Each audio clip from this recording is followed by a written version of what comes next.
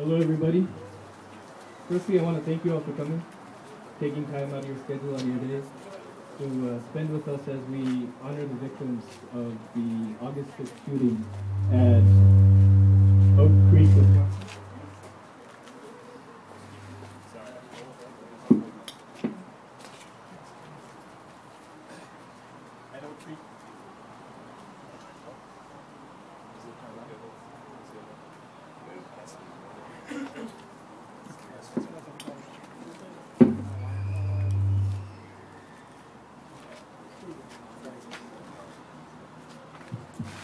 Okay, as I was saying, to honor the victims of the August 5th shooting at Oak Creek, Wisconsin. For now, we would like to start by having a bit of a warning. First off, first and foremost, with all of us gathered here today in such a short space, we are very crowded, and at the same time, we have candles that are lit as well. So please try to keep a reasonable distance between you and the person in front of you. And at the same time, if you have children or if you have siblings to whom you've given a candle, try to keep an eye on them and try to make sure that they don't lose sight of their candle or don't act carelessly with it. So to start this off, we would like to begin with a moment of silence in honor of the victims. And during this time, we ask that you, for one, hold your voices, but don't hold your thoughts.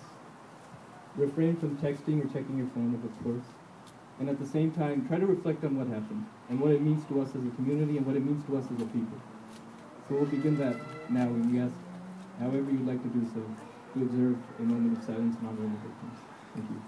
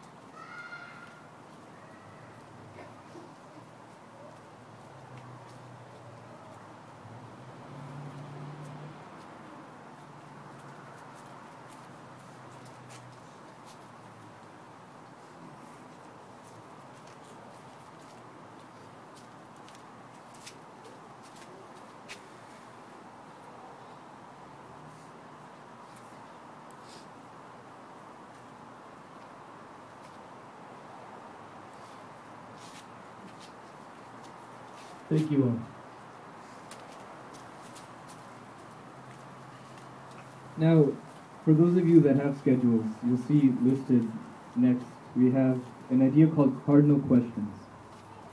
And for those of us who were thinking of speaking here, we figured we'd ask questions as to what happened, who did it happen to, and what is it that we should do now that this event has occurred. But these questions shouldn't be the only questions that we ask. There should be more. There should be more that rise up in our own minds, and more that we seek to answer not only the coming days, but throughout the rest of our lives. So, to begin, I ask that during this time, during these speeches, you reflect on what we're talking about and try to come up with questions of your own. We will have an open mic session later this evening, and we invite anyone who is willing to speak to share their thoughts at that time. So to begin, I would like to begin by answering the first question, and that's the question of who are we? Who are we as Sikhs? And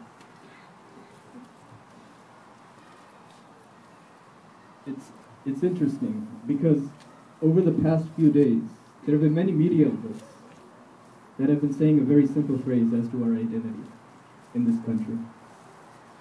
And that phrase is that Sikhs are not Muslims. Now, this very fact should bring two very ill ideas in mind. The first of these is that, for one, that Sikhs are not Muslims implies that there was a correct target for these attacks, and that target were our Muslim brothers, which is in and of itself incorrect. But secondly, it harps on a different idea, and that's the idea that Sikhs as an identity only have an identity when we dissociate ourselves from others. Sikhs have an identity not based on who we are, but instead based on who we are not. Yet, asking or saying that in light of this idea that Sikhs are not Muslims doesn't get us anywhere. Still, we're left with the same question to answer. Who are we? And in asking this, I don't mean to bring up a necessarily religious or theological perspective.